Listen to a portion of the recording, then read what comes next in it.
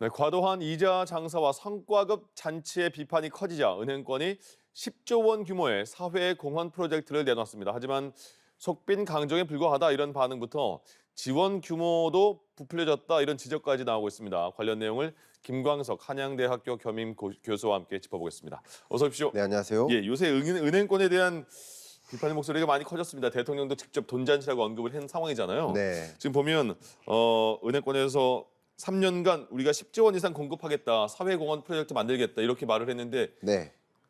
들어보면 그래 이렇게 좋은 거 아닌가 싶기도 한데 비판이 이렇게 많아지는 거죠?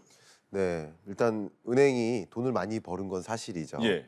네, 금리 인상기에 서민들은 고금리에 허덕이고 네. 또 이자 상환 부담 가중되고 예. 기업들도 대출금 갚느라고 정말 이 사업 해야 되나 하면서 사업을 철회하고 네. 어려운데 은행들은 이제 고통을 감내하지 않고 이익을 많이 누리고 있다라는 것을 이제 지적하는 표현인데요. 예. 그래서 이제 얼마 전에 10조 원 가량의 소위 사회공헌 프로젝트로서 조성을 했다라고 이렇게 표현을 했는데 예. 뭐 한다는 거예요? 이것은 그거? 정확히 보면 사회공헌 사업 자금을 활용해서 저소득이나 저신용자를 지원해 주는 거, 이 영역에 약 3조 원 정도, 그리고 중소기업 특례 보증을 위한 또 추가 출연, 이것도 3조 원 정도, 또 서민 금융 상품이죠. 이것을 더 많이 공급하겠다라는 방향으로 4조 원 정도, 예. 결국 10조 원 정도인데 이 10조 원이라는 게 보증 재원의 승수 효과를 반영한 겁니다. 너무 어려워요. 네, 좀 어렵죠. 예. 그러니까 결국은 예를 들어 보면 중소기업 보증 지원 재원이 1,600억 원입니다. 그럼 이것을 활용해서 공급을 하겠다라는 것인데 이 보증 배수가 12배예요. 결국 보증 지원 재원은 1,600억 원인데 이 보증 배수 12배수를 적용하면 곱하면 2조 원 정도가 됩니다. 결국 보증 지원 재원 규모를 가지고 얘기한 게 아니라 그것으로 인해 나타나는 효과 중심으로 이야기한 거라고 볼 수 있겠죠.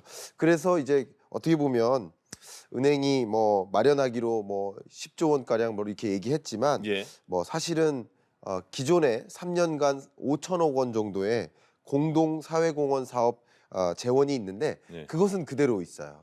그러니까 결국 이런 면에서 너무 부풀리기 아니냐 이렇게 표현하고 있는 겁니다. 예. 제가 많이 자세히 못 알아들었는데 일단 네. 이제 약간 뻥튀기다 이런 느낌이 큰 겁니까 그럼? 네. 한마디로? 굳이 따지면 예. 예를 들어서 제가 우리 앵커님께 예. 1,000만 원을 빌려드려요. 네네. 근데 1,000만 원이 있으면 좀 안정적으로 살 수 있는데 예. 1,000만 원 지원을 만약에 못 받으면 예를 들어서 예. 다른 어떤 기회를 잃어요. 그래서 네. 예를 들어서 뭐 1억 정도의 기회를 잃어요. 예, 예. 1,000만 원만 있으면 됩니다. 네네. 그러면 저는 지원해 준 게 1,000만 원이죠. 예. 그러나 1,000만 원 지원에 따른 효과는 1억인 거죠. 근데 1억을 말한다고 은행들은 1억을 말한다는 그렇죠. 거예요? 그게 표현을? 이제 보증 배수를 아. 적용해서 하는 것이다라는 것인데 예. 지원 금액이 늘어났다기보다는 지원 효과가 그렇다. 어떻게 보면 이제 비은행권 입장에서는 네. 부풀리기 아니냐라는 예. 지적을 할 수 있겠고 그렇군요. 은행권 입장에서는 뭐 당연히 그렇게 계산하는 것이다라고 표현할 수 있겠죠. 예. 네. 그러니까 시각에 따라서 다른 거는 분명하네요. 사실. 네. 예. 어쨌든 이게 부풀리기다라는 그런 비판을 받고 있는 그 정황이 이러하다라고 말씀드렸습니다. 그렇군요. 예.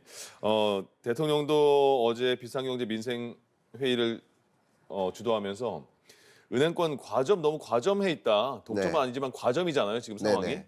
그래서 그 금융권도 완전 경쟁 체제로 유도를 하겠다 이렇게 말을 했습니다. 네.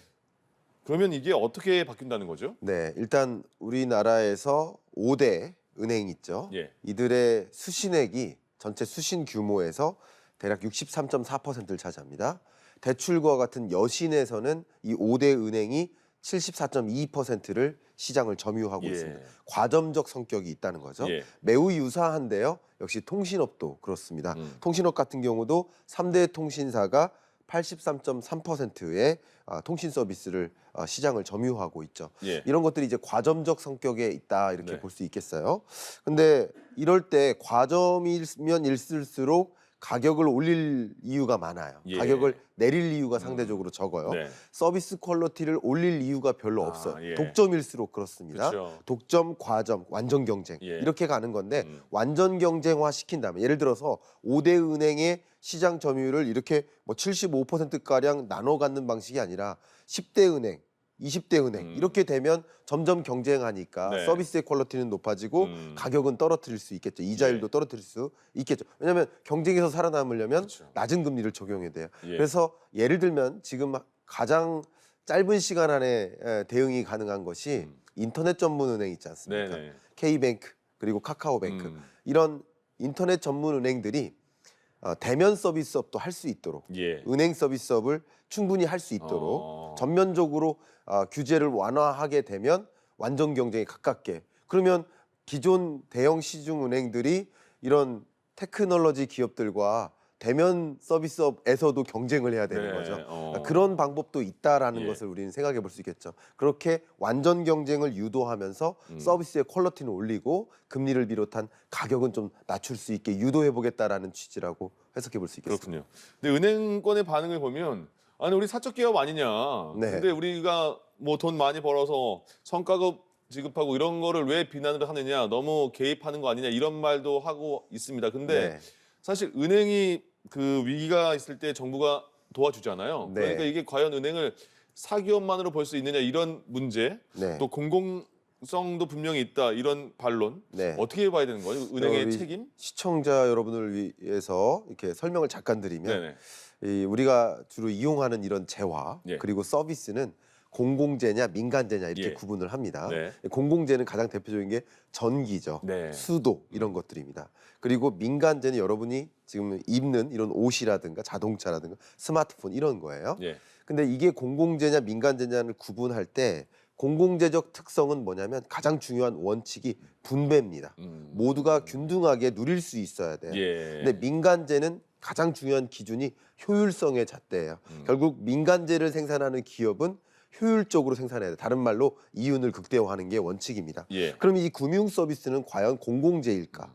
공공재적 성격이 있죠. 근데 민간 서비스임은 틀림이 없습니다. 예. 근데 통신 서비스도 마찬가지예요. 공공재적 성격이 있습니다. 네. 근데 이거 없으면 안 돌아가잖아요. 예, 예. 우리나라 5,500만 정도가 이동통신 서비스에 가입되어 있습니다. 네. 그러니까 2개 이상을 가입한 경우가 있기 때문에 이 정도이니까 이것은 공공재로 봐야 되는 거 아니냐 하는데 예. 또 여러 가지 반론의 여지가 있어요. 왜냐하면 자동차 없으면 우리나라 돌아갈까요? 그럼 자동차를 생산하는 기업도 공공재적 성격이 있죠. 예. 스마트폰 없으면 돌아갈까요? 스마트폰 생산하는 것도 역시 공공재라고 또 생각해 볼 수 있겠어요. 예. 다 마찬가지입니다. 철강도 마찬가지고요. 제약, 약 없으면 어떡합니까? 쌀 농사는 어떻습니까? 예. 그러니까 여러 가지 산업에 걸쳐서 공공재냐 민간재냐를 명확히 구분하는 기준이 없어요. 사실 네. 어려워요. 그러나 어쨌든 공공재적 성격이 있고 국가가 그런 어려운 상황에서 보호를 해주고 있기 때문에 강하게 또 규제도 적용하고 있기 때문에 예. 공공재적 성격, 공공기관의 성격, 그래서 금융기관이라고 표현하잖아요. 네네. 그래서 두 가지를 다 겸비하고 있다. 그런 면에서 어떻게 보면 적절한 균형의 미가 필요하지 않을까. 과한 관치금융 이것도 좀 피해야 될 것 같고 그렇다고 온전히 시장에 맡기는 것도 어려움이 있지 않을까. 적절한 균형이 필요한 시점이 아닌가 생각합니다. 그렇군요. 은행권이 지금 많은 비판과 또 대통령까지 이렇게 그 질책을 하니까 네. 급해진 느낌이 들어요. 어떻게 네. 또 대안을 너무 빨리 내놓은 게 아닌가 싶기도 하고요. 또 네. 만족할 만한 대안을 또 강구를 해서 어떤 대안이 나올지 기다려 봐야겠습니다. 맞습니다. 부동산 시장은 굉장히 이제 주위에서 보면 야 이거 집을 지금 살 때냐 말 때냐 살 때가 맞냐 네. 막 이런 얘기도 많이 하잖아요. 네. 근데 지금 보면 서울의 아파트 실거래가가 지난해 보니까 20% 넘게 떨어졌다고 합니다. 네. 지금 이거는 그럼 저희가 어떻게 받아들여야 되는 거죠? 예, 맞습니다. 지금 바닥이냐 아니면 예. 바닥이 아니냐 네. 이거 가지고 굉장한 논란이 있습니다.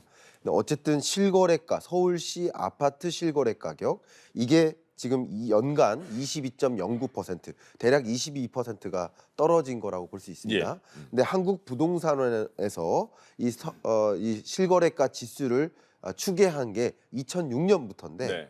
그 이후에 가장 가파르게 떨어졌었던 게 2008년 예. 글로벌 금융위기 때 네네. 그때 마이너스 10.21%입니다. 그러니까 그때 마이너스 10% 빠졌는데 예. 이번에는 22% 엄청나네요. 마이너스니까 예. 역대 최고 수준으로 빠지는 흐름이다. 예. 이렇게 생각할 수 있겠죠. 이건 소위 말하는 폭락세에 가깝고요. 전국도 마찬가지죠. 전국도 16.84%나 떨어졌으니까 네. 굉장히 강한 하락세가 이어지고 있다. 이것은 22년부터 정부가 굉장히 강하게 규제 완화 드라이브를 가지고 부동산 시장을 연착륙시키기 위해 노력하고 있는데 예. 정책 외에 나머지 여러 가지 변수들이 부동산 매매 가격에 영향을 미치기 때문에 그 나머지 변수라 한다면 결국 수요와 공급이죠. 네. 공급은 많아지고 수요는 얼어붙어요. 또 이렇게 만들어진 그 배경이 거시경제 여건 아니겠습니까? 예. 금리라는 거죠. 그런 관점에서 이렇게 실거래가가 크게 떨어지고 있는 상황이고 지금은 이게 우려할 만한 수준이다.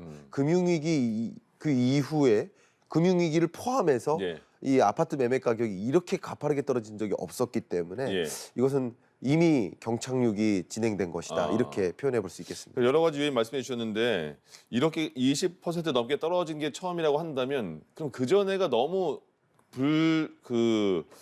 불합리하게 올라 있었다는 뜻도 되지 않을까요? 네, 그렇게 해석하시는 분들도 많이 예. 계시죠. 어쨌든 오를 때 많이 올랐고 네. 집을 많이 보유한 그 투자자들은 또 많은 돈을 벌었기 때문에 그렇죠. 그것을 이제 상쇄해야 되는 거 아니냐라는 논란도 있습니다. 물론 예. 이 지금 그런 것을 떠나서 지금 우리 한국 경제 23년 경제를 논할 때 네. 이렇게 부동산 경제가 소위 폭락에 가까운 이런 흐름 경착륙되는 과정에서는 굉장히 큰 경제적 충격을 줄 수 있어요. 예. 가장 대표적인 게 미분양 주택이 그렇죠. 증가하고 예. 그게 이제 어떻게 보면 금융부실로까지 연결될 수 있으니까 그런 부분에 대한 우려도 우리는 하지 않을 수 없기 때문에 떨어지는 건 떨어지더라도 예. 완만하게 떨어질 수 있도록 연착륙을 유도할 필요가 있겠다 이렇게 볼 수 있겠습니다. 말씀하신 미분양 주택이 증가하고 있는 상황이고 뭐 청약도 부진하다 이런 얘기 있잖아요. 네. 정부가 조금 이렇게 이 상황을 다 파악하고 어느 정도 개입할 듯한데 개입까지 안 하고 있는 것 같아요. 네, 뭐 개입하는 것이 뭐 쉽지는 않은 상황이라고 좀 표현해 볼 수 있을 것 같아요. 왜냐하면 미분양 주택 건수가 얼마나 늘어날지를 우리는 봐야 됩니다. 네. 지금 현재 6만 8천 호까지 늘었어요. 근데 정부가 판단하기를 특히 국토교통부 산하에 국토연구원이 있습니다. 네. 여기서 이번에 보고서를 냈는데 미분양 주택이 우리가 위험한 수준 그걸 정했는데 대략 10만 6천 호 정도를 상회하면 그걸 넘어서면 좀 위험하다. 네. 적신호다 이렇게 표현했는데 추산을 해보면 최대 약 16만 8천 호까지 늘어날 수도 있다. 어떤 시나리오에 따르면 예. 그렇게 표현하고 있습니다. 그래서 지금 현재는 6만 8천 호니까 네. 어떻게 보면 위험 수준에선 아직도 밑에 있고 어떻게 보면 이 시나리오별로 분석이 다르겠지만 최대 16만 호까지도 올라갈 수 있다라고 가정을 한다면 예. 지금은 당장 정부가 개입할 일이 아니라 시장이 자율적으로 공급 속도를 좀 지연시킨다든가 그리고 시장에서 자연적으로 미분양 물량이 많아지고 가격이 많이 떨어지면 또 적극적으로 매수하자 하는 여론이 또 집중될 수도 있거든요. 예. 그런 기간을 좀 시장 자체적으로 움직일 수 있도록 틈을 줘야 되지 않느냐라는 판단이라고 해석해 볼 수 있겠습니다. 알겠습니다.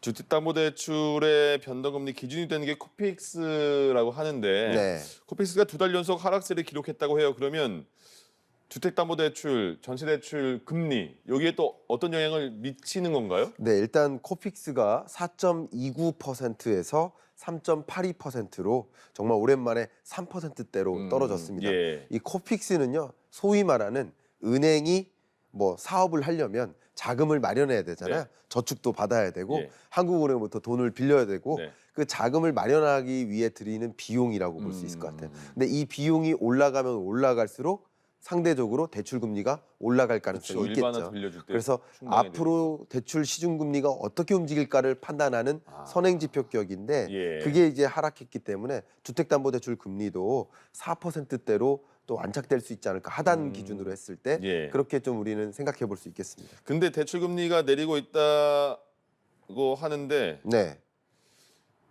이게 변동금리가 적용되면 계속 그 왔다 갔다 하는 거잖아요. 네, 근데 대출 금리가 지금 내리고 있다. 은행들이 내릴 것이다. 내리고 있다. 근데 기존에 대출 받은 사람은 아직도 높다 이렇게 말을 하고 있어요. 맞습니다. 어떻게 되는 거예요? 지금 그럼? 말씀드린 것은 대부분 신규 취급액 기준입니다. 앞으로 그죠? 그죠? 지금부터 이제 과거에 대출을 받으셨던 분은 6개월마다 변동금리를 적용받기 네네. 때문에 현재는 체감할 수가 없습니다. 그러니까요. 예를 들어서 지금으로부터 이전에 대출을 받으신 분은 변동금리가 적용된다 하더라도 예. 당장 적용되진 않는다. 그래서 앞에 코픽스 금리 말씀드렸잖아요. 네네. 그 값은 신규 취급액 기준이고요.